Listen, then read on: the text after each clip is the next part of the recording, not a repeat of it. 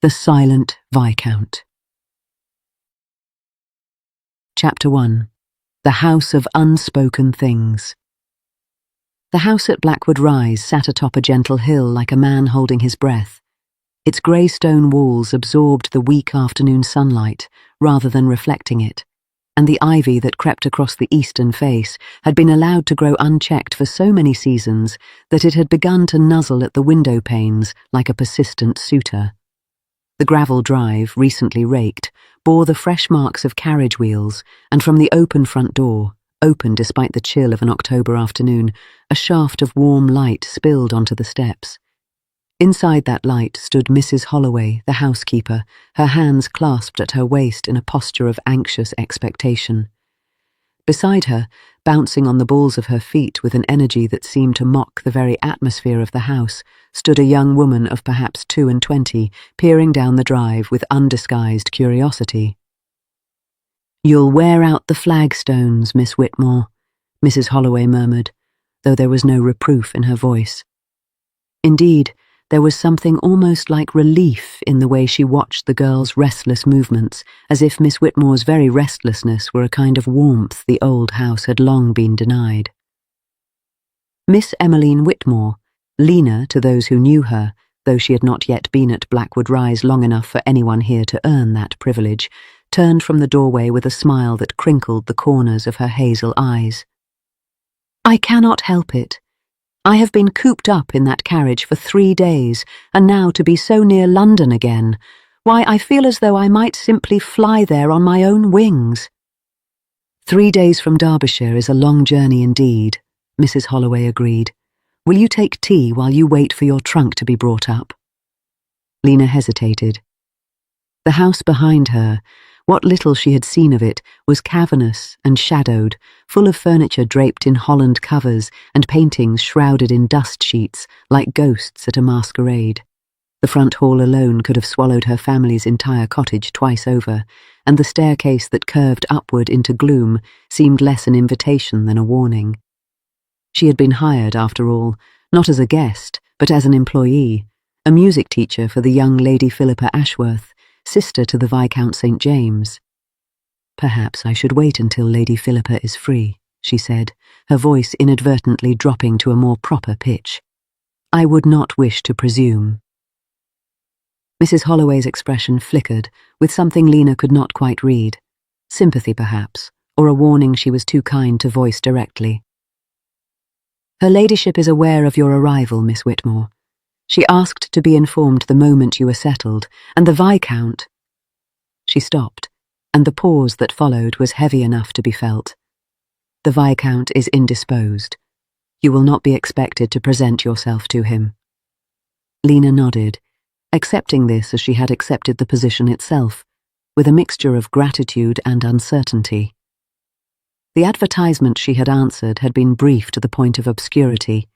Music instructor sought for young lady of quality, comfortable accommodations, generous remuneration. Apply in writing to Blackwood Rise, Hertfordshire. There had been no mention of a viscount, no hint that the household she was entering was one presided over by a title. When the letter of acceptance had arrived, sealed with a crest she could not decipher, she had spent a full evening in anxious deliberation, wondering whether she, the daughter of a village clergyman, possessed the social graces required for such a post. But the remuneration was generous indeed, and her father's health had been failing for 2 winters now, and there were younger siblings to consider.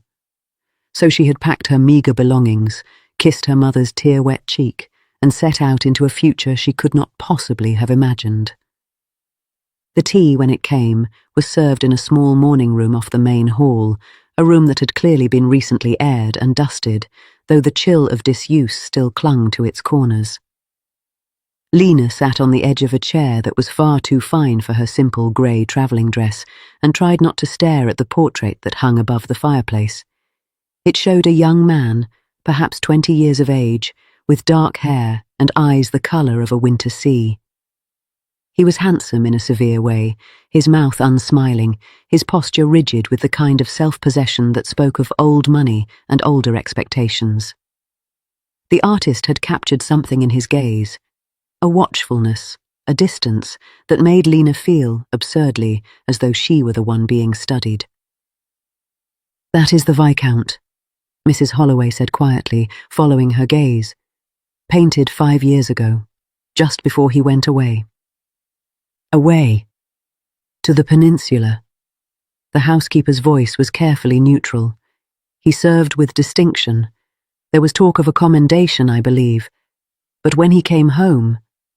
She stopped, and the same heavy pause filled the room again. When he came home, he was changed. Lena waited, but Mrs. Holloway offered nothing more, and she knew better than to press. Servants' loyalties, she had learned from her mother, ran deep and silent as roots. Whatever the Viscount's story, it would not be hers to know. Not yet, perhaps not ever. She was here to teach music to his sister, nothing more. The door opened before she could frame a suitable response, and a girl burst into the room with the force of a small hurricane. She was perhaps 12 or 13, with a tumble of dark curls and eyes that were, Lena realized with a start, the exact winter-sea grey of the portrait above the fireplace. She was also, quite clearly, in a state of barely contained excitement. "You're here!" the girl exclaimed, skidding to a halt just short of sending the tea tray flying. "You're really here! I had begun to think Mama had changed her mind, or that you had changed yours, or that something dreadful had happened on the road. Bandits, perhaps, or a broken axle, and here you are, quite safe, and we can begin at once." Lena rose, a smile tugging at her lips despite herself. "You must be Lady Philippa." "Philippa, please. Or Pippa, if you like. Everyone calls me Pippa except Mama, and that is only when she is cross, which is not often, though she has been rather more cross than usual lately. What with—" She stopped abruptly, the words cut off as though by a pair of scissors. Her gaze flickered toward the portrait, then away. "Well, never mind that. Are you truly from Derbyshire?" "I have never been to Derbyshire. Is it very mountainous? I have read that it is quite dramatic, with peaks and valleys and such." "It has its moments," Lena said, amused. "Though I am afraid my corner of it is rather tame. My father's parish is in a valley, with hills all round, but they are more the sort you can walk up without needing ropes and pickaxes." Pippa considered this gravely. "That sounds pleasant. I should like to walk up a hill someday. James says—" Again she stopped, and this time the silence that followed was different. Thicker, sadder, weighted with something Lena could not name. "My brother," she added quietly. "He says all sorts of things. Or he used to." Lena looked at the girl more carefully. Beneath the whirlwind of energy, beneath the endless stream of words, there was something else. A watchfulness, a carefulness that seemed out of place in one so young. She thought of the portrait, of the unsmiling young man with the winter-sea eyes, and felt the first stirrings of something she could not quite identify. Curiosity, perhaps, or pity. "Shall we begin, then?" she asked gently. "I am told there is a music room. Would you like to show me?" Pippa's face lit up like a candle. "Oh, yes. It is this way, though I must warn you it has not been used in ages, not since—" She was off again, already halfway to the door, and Lena followed, leaving the morning room and its watchful portrait behind. The music room was at the end of a long corridor on the ground floor, its windows looking out over a garden that had clearly been beautiful once, but was now overgrown and neglected. Inside, the room was cavernous and cold, dominated by a pianoforte that stood in the centre like an altar. Dust sheets covered the chairs, the music stands, the instrument itself, and Lena's heart sank a little at the sight. "No one has played since James left," Pippa said, and her voice was smaller now, less certain. "He used to play, you know, every evening. He was very good. Our mother used to say that the house itself listened when he played." Lena crossed to the pianoforte and lifted the dust sheet, revealing keys that were yellowed but not, she noted with relief, warped. She pressed a single note, and the sound that emerged was thin and out of tune, but recognizably a note, recognizable as music. The house, she thought, had not quite forgotten. "We shall have to have it tuned," she said, "but that can be arranged. In the meantime, we can begin with theory if you like. Have you studied before?" Pippa shook her head. "Mamma wanted me to learn, but there was never time before, and then after." She stopped, and this time the pause was so long that Lena turned from the pianoforte to look at her. The girl was standing very still, her hands clasped in front of her, her eyes fixed on the garden beyond the window. In the grey afternoon light, she looked suddenly older, suddenly weary in a way that had nothing to do with her years. "After my brother came home," she said quietly, "no one wanted music anymore." Lena did not know what to say to that. She did not know this family, did not know this house, did not know the story that hung in the air around them like smoke from a fire that had not quite gone out. She knew only that she had been hired to teach music, and that the girl before her seemed to need something more than scales and exercises. "Well," she said, and her voice sounded absurdly cheerful in the gloom, "we shall simply have to bring it back. Music, I mean. It has a way of finding its way home, if you let it." Pippa looked at her, and for a moment, just a moment, the winter sea eyes held something that might have been hope. That evening, Lena dined alone in her room, as Mrs. Holloway had gently suggested she might prefer after her long journey. The food was excellent: clear soup, roasted chicken, a delicate apple tart, but she ate mechanically, her mind elsewhere. Through the walls of her room, which was in the family wing though at some distance from the main chambers, she could hear the sounds of the house settling around her. The creak of floorboards, the distant murmur of servants' voices, the wind rattling the windows in their frames. And beneath it all, another sound, or rather, the absence of sound. The house at Blackwood Rise was not silent, no house of its size ever truly was, but there was a quality to its silences that Lena could not quite name. It was as though the very walls were holding their breath, waiting for something that refused to come. As though the music that had once filled its corridors had left behind an echo that no one could quite forget. She thought of the portrait in the morning room, of the unsmiling young man with his watchful eyes. She thought of Pippa's bright chatter, so clearly a shield against something. She thought of the pianoforte, waiting in its cold room for hands that no longer came. And she thought, with a shiver that had nothing to do with the autumn chill, of the one sound she had not heard since her arrival, the sound of a voice. Any voice. The Viscount, whoever he was, wherever he was in this great house, had made no sound at all. She fell asleep to the wind's lullaby and dreamed of music that would not play. Chapter 2. The Sound of Silence. The pianoforte was tuned on Thursday. Lena had expected to wait at least a week. Tuners were busy creatures, she knew, and Blackwood Rise was not the sort of house that could command instant attention simply by virtue of its name. But Mrs. Holloway had sent a message to the village on Monday morning, and by Tuesday afternoon a stooped elderly man, with gentle hands and a perpetually surprised expression, had arrived with his tools and his tuning fork and his air of quiet competence. "Not been touched in 5 years," he muttered, running his fingers along the keys with something like reverence. 5 years. Shame that. Fine instrument. German make. Brought over special for the old Viscount, that was, the present one's father. He had an ear for music, they say, passed it on to the boy. Lena, who had lingered in the doorway under the pretense of arranging sheet music, tried to look as though she were not listening with every fibre of her being. "The present Viscount plays." Played. The old tuner shot her a glance that was sharper than his mild expression suggested. Before he went away, before the war.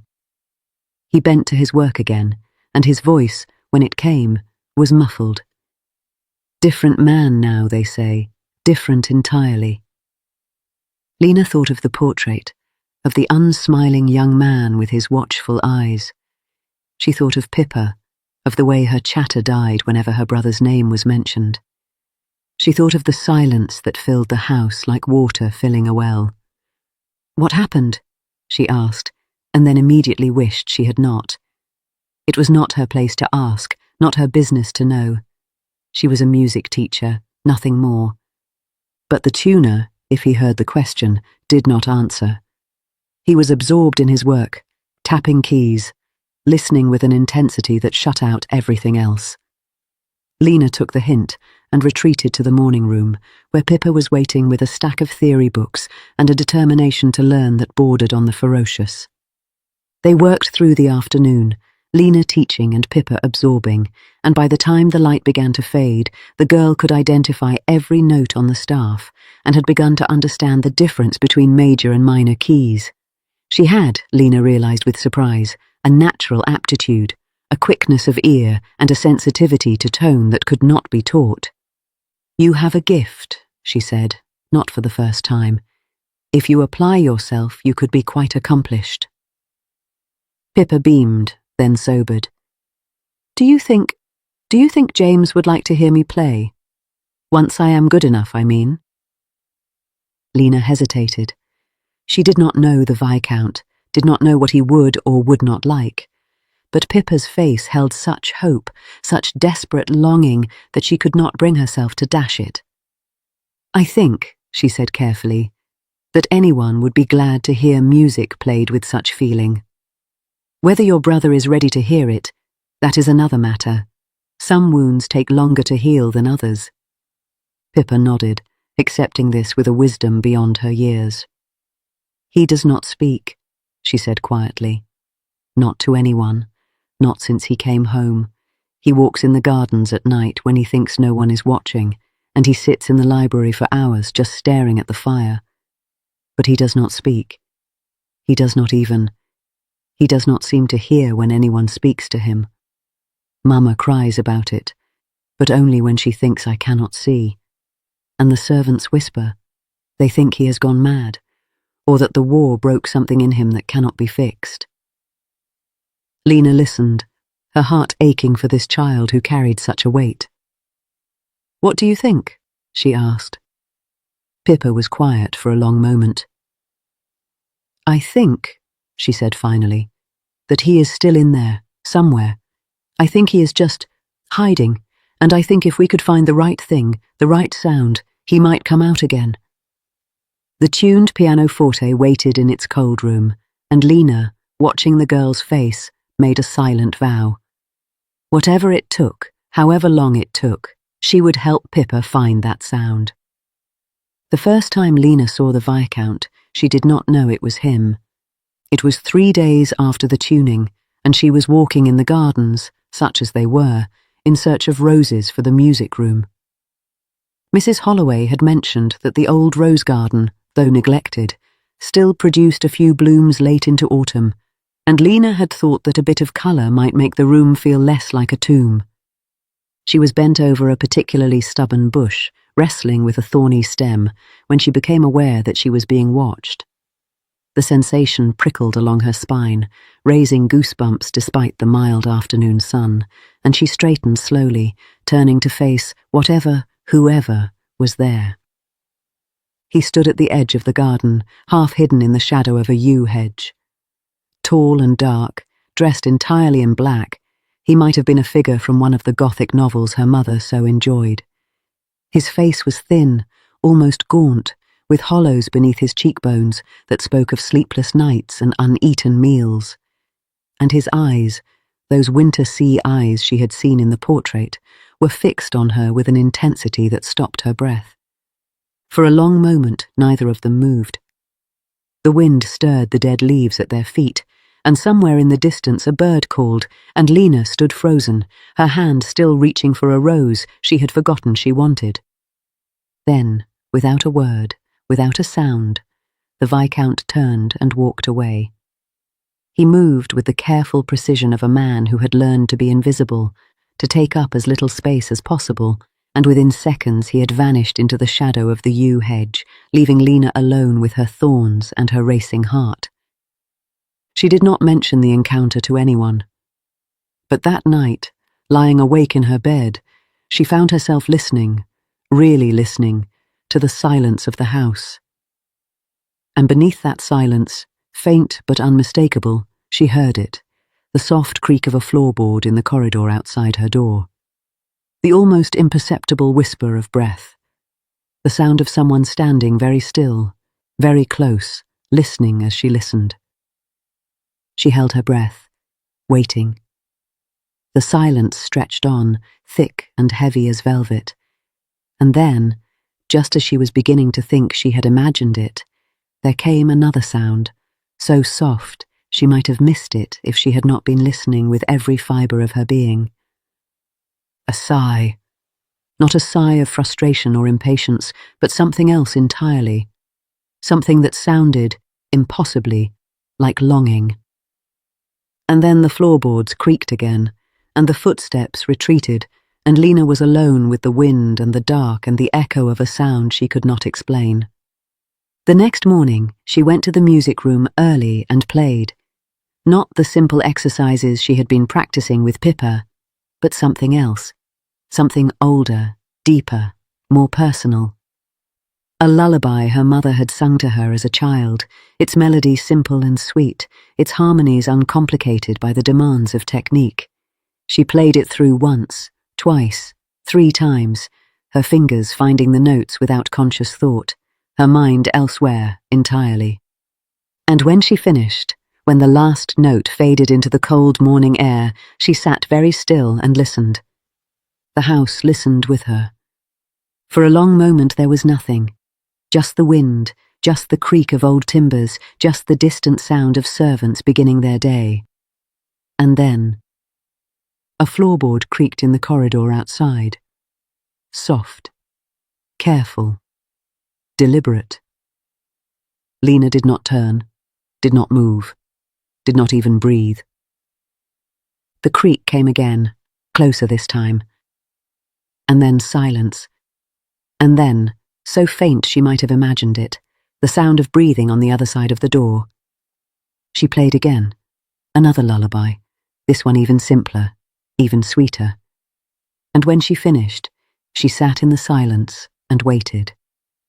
The breathing continued for a long moment, and then, without a sound, without a warning, it was gone. But Lena smiled, because she knew with a certainty that went beyond logic or reason, that she had been heard. Chapter 3. The Language of Music. October bled into November, and November brought rain, endless, drumming rain that turned the gardens to mud and kept Lena and Pippa indoors for days on end. They spent those days in the music room, working through exercises and etudes and the beginnings of real repertoire, and in the evenings Lena sat by the fire in her room and listened to the house around her. She heard many things in those long autumn nights: the creak of floorboards, the whisper of wind in the chimneys, the distant murmur of servants in the kitchens below, and always, always, the soft, careful sounds of the man who walked the corridors after dark, who stood outside doors and listened, who seemed to be searching for something he could not name. She never saw him again. Not directly. But she felt his presence everywhere, in the careful arrangement of books in the library, in the single fresh flower that appeared on her windowsill each morning.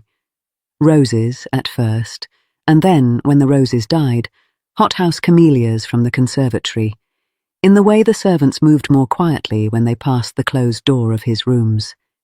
And she heard him too. Not in words, never in words, but in other ways. In the soft thud of a book replaced on a shelf, in the whisper of papers in the library, in the single note one night that rang out from the direction of the music room long after she had gone to bed, a note so pure, so achingly beautiful that she lay awake until dawn, waiting for another that never came. Pippa noticed nothing, or if she did, she said nothing. She was too absorbed in her music, too eager to learn, too determined to become good enough to earn her brother's attention. And Lena, watching her practice day after day, felt her heart break a little at the hope that shone in those winter-sea eyes. "He walked past the door yesterday," Pippa said one afternoon, her fingers never stopping their scales. "While I was playing, I saw his shadow under the door." Lena's hands stilled on the sheet music she was arranging. "Did he?" "He stopped, for just a moment, and then he walked away." Pippa's voice was carefully neutral, but Lena could hear the tremor beneath it. "Do you think he heard me?" "I think," Lena said slowly, "that he heard something. Whether he was ready to listen, that is another matter." Pippa nodded, accepting this with the same quiet wisdom she brought to everything. "I will keep playing," she said. "One day, he will stay." The first snowfall came in early December, dusting the gardens with white and transforming Blackwood Rise into something almost beautiful. Lena woke to a world transformed, the grey stone softened by snow, the bare trees traced with silver, and for the first time since her arrival, she felt something like hope. She dressed quickly and made her way downstairs, intending to cut some of the evergreen boughs that grew near the kitchen garden. Mrs. Holloway had mentioned that the house was always decorated for Christmas, and Lena, who loved the season with an almost childlike fervour, was eager to help. But when she reached the garden door, she stopped. He was there, the Viscount, standing in the snow at the edge of the terrace, his dark coat stark against the white, his face lifted to the grey sky. He was not moving, not speaking, not doing anything at all, just standing, as still as the trees around him, as though he had been there for hours and might stand there for hours more.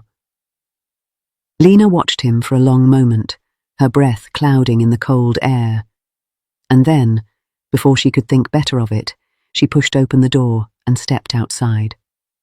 The cold hit her like a wall, stealing her breath, but she did not turn back.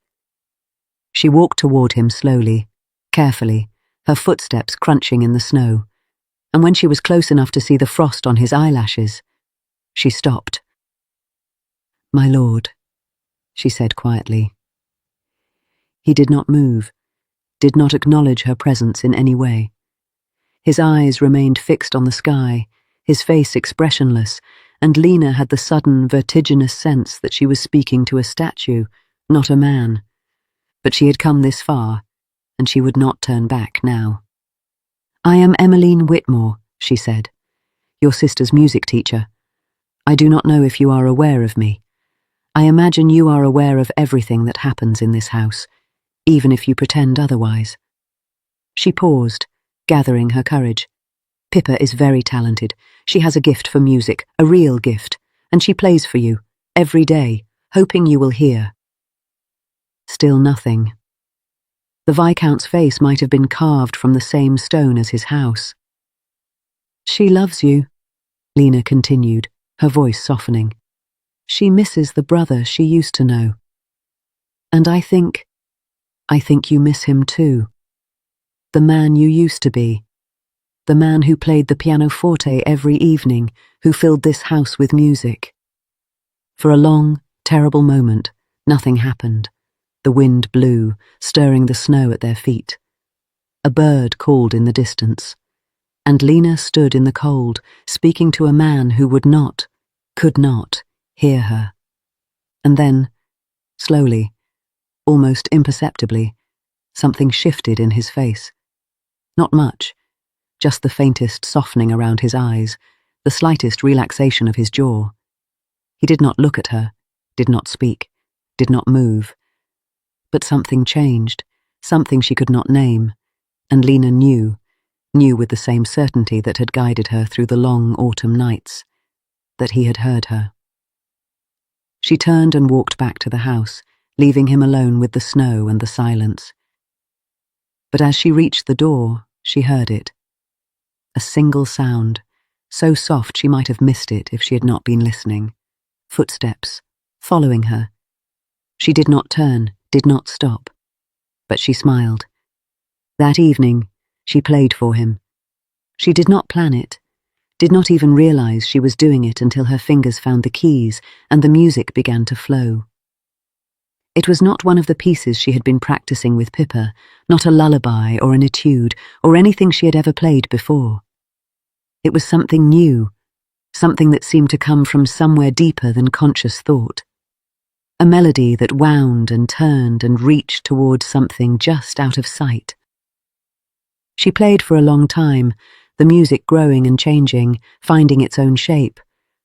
And when she finally stopped, when the last note faded into the silence, she sat very still and listened. The house was quiet. The wind had died. Even the fire in the grate seemed to hold its breath. And then, from somewhere in the darkness beyond the door, she heard it. A single word, spoken in a voice rough with disuse, cracked with emotion, barely more than a whisper. Again. Lena's heart stopped, then started again faster than before. She did not turn, did not speak. But her fingers found the keys, and she played the melody again. The same melody, the same reaching, yearning music, and this time, when it ended, she heard something else. The soft sound of a man crying. The next morning there were 2 camellias on her windowsill instead of 1. Chapter 4. The Sound of Listening. Christmas came to Blackwood Rise like a hesitant guest, peeking through the doors before daring to enter fully. Mrs. Holloway and the servants decorated the hall with evergreens and holly, and a great Yule log was laid in the fireplace of the drawing-room, and Pippa practiced her Christmas carols with a fervour that bordered on obsession. But the real transformation was not in the decorations or the food or even the music. The real transformation was in the house itself. It was subtle at first, so subtle that Lena might have imagined it if she had not been watching so carefully. A door left open that had always been closed, a book left on a table in the music room, its pages marked with a ribbon. A single word, again, whispered in the darkness, repeated night after night until it became a kind of ritual. And then, on Christmas Eve, everything changed. They had gathered in the drawing-room after dinner, Lena, Pippa, and Lady Ashworth, the Viscount's mother, a faded woman with the same winter sea eyes and a sorrow that clung to her like perfume. They had sung carols, opened small gifts, drunk wassail from silver cups, and through it all, Lena had felt his presence like a warmth at her back, though she had not seen him, had not heard him, had not known for certain that he was there. But when Pippa sat down at the pianoforte to play her Christmas gift, a simple arrangement of Silent Night that she had been practicing for weeks, Lena saw the door open, saw the figure that slipped through it like a shadow, saw the Viscount take his place in the darkest corner of the room, his face half hidden, his eyes fixed on his sister's hands. Pippa played. And for the first time in 5 years, James Ashworth, Viscount St. James, listened. The music was simple, so simple that Lena, with her trained ear, could hear every imperfection, every slight hesitation, every note that might have been better played. But it was also beautiful in a way that had nothing to do with technical skill. It was beautiful because it was love, pure and simple and unadorned, offered without expectation, given without demand. When Pippa finished, the silence that followed was different from any silence Lena had ever known. It was not empty. It was full. Full of hope. Full of fear. Full of the terrible, wonderful possibility that something might finally change. And then the Viscount moved. He crossed the room slowly, carefully, as though walking through water. He stopped beside the pianoforte, looking down at his sister with an expression that Lena could not read. And then, in a voice that cracked and wavered and sounded like the most beautiful music she had ever heard, he spoke. Pippa. That was all, just her name. But it was enough. Pippa launched herself from the piano bench and into her brother's arms, and Lady Ashworth began to cry, and the servants, who had gathered in the doorway to watch, began to applaud. And Lena, standing alone by the fire, felt tears streaming down her own cheeks and did not care who saw. The Viscount looked up. Across the room, across the distance that separated them, his winter-sea eyes met hers, and in them, for the first time, she saw something other than distance. She saw gratitude, she saw wonder, she saw, impossibly, the beginning of something she did not dare to name. After the celebrations died down, after Lady Ashworth had retired with a headache and Pippa had been sent to bed still glowing with happiness, Lena found herself alone in the music room. She had come to tidy the sheet music, to bank the fire, to perform the small rituals that ended each day. But when she pushed open the door, she found that someone had been there before her. The fire was burning high. A single camellia lay on the piano bench, and standing by the window, looking out at the snow-covered garden, was the Viscount. He did not turn when she entered, did not speak. But she knew with the same certainty that had guided her through all the long autumn nights, that he was waiting for her. She crossed the room slowly, giving him time to flee if he wished.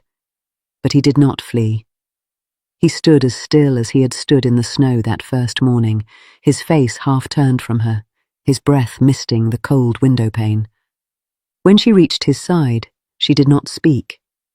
She simply stood with him, looking out at the garden, at the snow, at the stars that were just beginning to appear in the winter sky. They stood like that for a long time, minutes, hours. Lena did not know. She knew only that the silence between them was different now. Not a wall, but a bridge. Not an absence, but a presence. Finally, so softly she almost missed it, he spoke. "I heard you." His voice was rough, barely more than a whisper, but it was the most beautiful sound she had ever heard. "I know," she said. "In the garden, that first morning. I heard you." He paused, and she saw his throat work as he struggled to find words. "I have heard everything, every note, every word, every—" He stopped, and when he spoke again, his voice was even softer. "Every laugh." Lena's heart stopped. Her laugh. The one sound he could not silence. "I could not—" He broke off, shaking his head. "I tried. To block it out. To block everything out. The world was too loud, too much, too—" He pressed a hand to his chest, as though the words themselves caused him physical pain. "But your laugh, it slipped through, every time. It found me." Lena did not know what to say, did not know how to respond to such an admission, such a gift. So she did the only thing she could think of. She laughed. It was not a loud laugh, not the full-throated sound he had described. It was soft, almost shy, a tentative offering in the face of his vulnerability. But it was real, and it was hers, and she gave it to him freely. He turned to look at her then, really look at her, and she saw that his eyes were wet. "Stay," he said, and it was not a command, not the demand of a lord to a servant.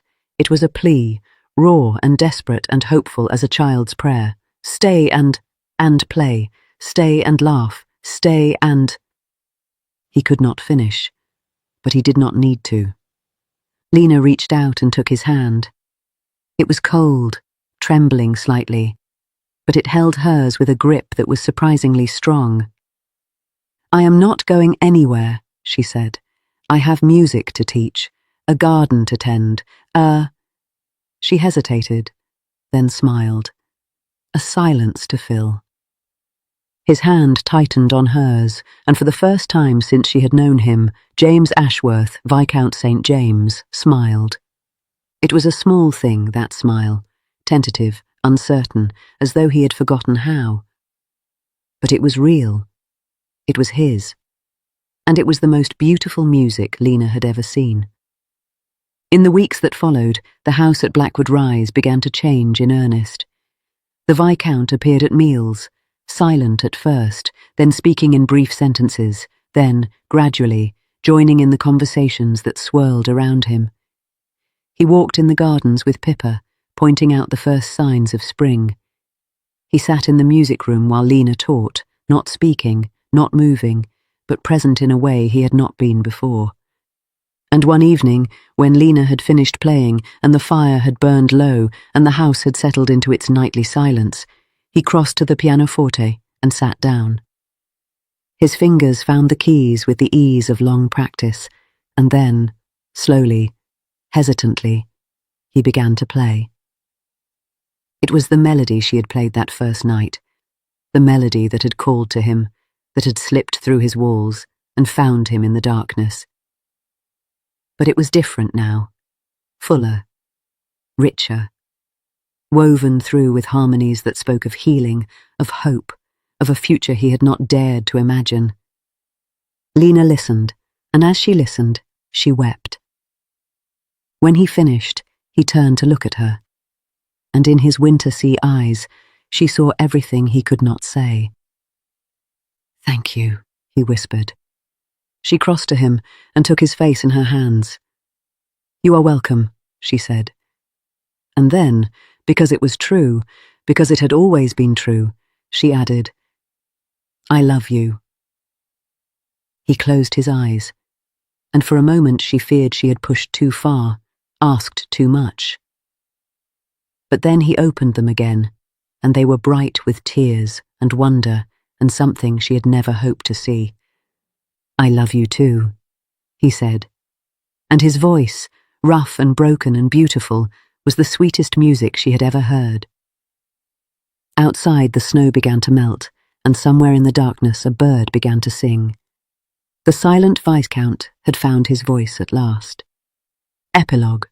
Spring. The gardens at Blackwood Rise were blooming. Roses climbed the trellises in a riot of colour. The yew hedges had been trimmed into neat, orderly shapes, and in the centre of it all, on a bench that had been placed there just that spring, a man and a woman sat watching a girl run through the grass. "She is faster than last year," James observed, his voice still soft, still careful, but no longer hesitant. "She will outrun us all soon." Lena laughed. That laugh, the one he had never been able to silence, the one that had called to him across the abyss of his own making. "She has been outrunning us for years. We are simply too slow to notice." He smiled, and the smile reached his eyes now, lighting them from within. "We are not too slow," he said. "We are exactly where we need to be." Pippa reached them in a whirlwind of motion and collapsed onto the grass at their feet. "I am going to be the fastest person in all of England," she announced.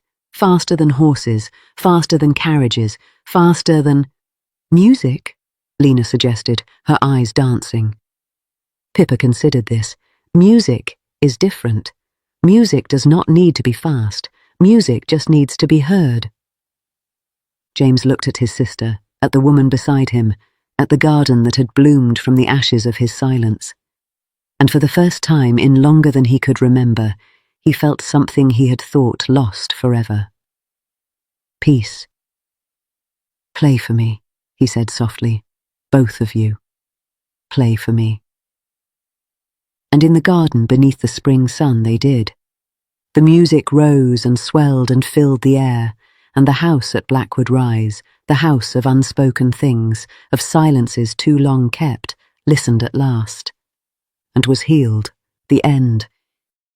As this story draws to its final breath, I want to thank you, truly, for walking every step of this journey, for lingering in its silences, for feeling its heartache, and for believing, even in its darkest moments, that love might yet prevail. If this tale has stirred something deep within you, if it has reminded you of the quiet power of devotion, resilience, and hope, then I invite you to stay.